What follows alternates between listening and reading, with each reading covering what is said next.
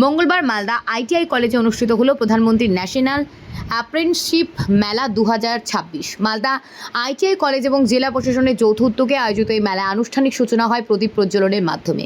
অনুষ্ঠানে উপস্থিত ছিলেন Sourav Pal, Kaustav Bhattacharya, IMC chairman Subhash Haldar, GMDIC Manabendra Mondal, sub division employment exchange officer Umesh Mitra, আইএমসির সদস্য অজয় খান এবং জেলা হেড এমপ্লয়মেন্ট এক্সচেঞ্জ অফিসার সহ আরও অন্যান্য আধিকারিকরা।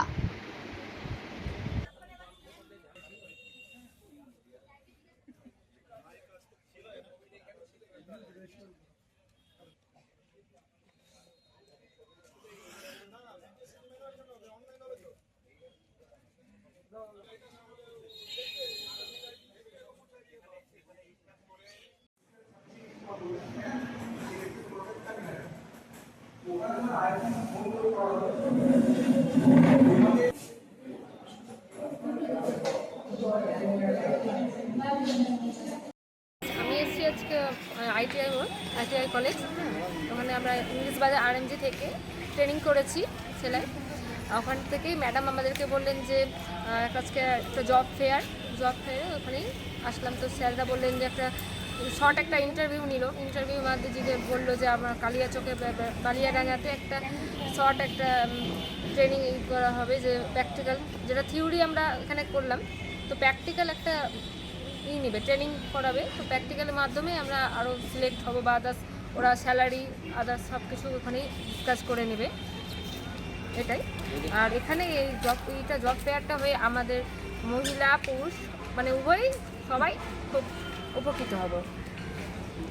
হ্যাঁ, এই মেলাটা হওয়া দরকার ছিল, প্রচুর দরকার ছিল, কেন আজকালকার যুগে জব জবের খুব দরকার, হ্যাঁ না। আর জব না থাকলে মানুষ সংসার আরো অনেক কিছু দরকার আছে।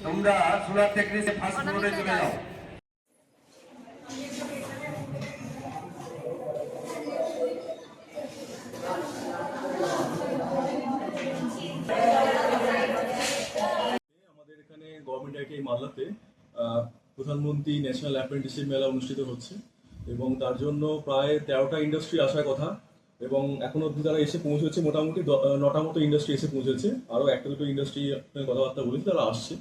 তো ক্যাম্পাসে অলরেডি 10-11খানা ইন্ডাস্ট্রি আমরা পার্টিসিপেট করছে এখনো অবধি, এবং স্টুডেন্ট সংখ্যা এখনো অবধি অ্যারাউন্ড 150 ক্রস করে গেছে। বেলা 12টা-12:30 অবধি মোটামুটি 150 ক্রস করে গেছে। আমরা এক্সপেক্ট করছি এটা 200 ক্রস করবে।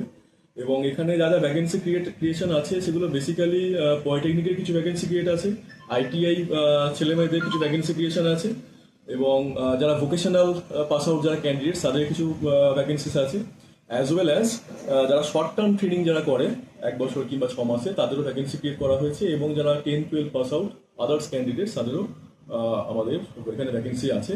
এবং মালদা কিছু লোকাল ইন্ডাস্ট্রি এখানে পার্টিসিপেট করেছে, অ্যাজ ওয়েল অ্যাজ কিছু কলকাতা বা বাইরে থেকেও কিছু ইন্ডাস্ট্রি এসছেন, তাদের মানে posting through out West Bengal, as well as West বেঙ্গলের বাইরেও কিছু আমাদের ভ্যাকেন্সিস আছে।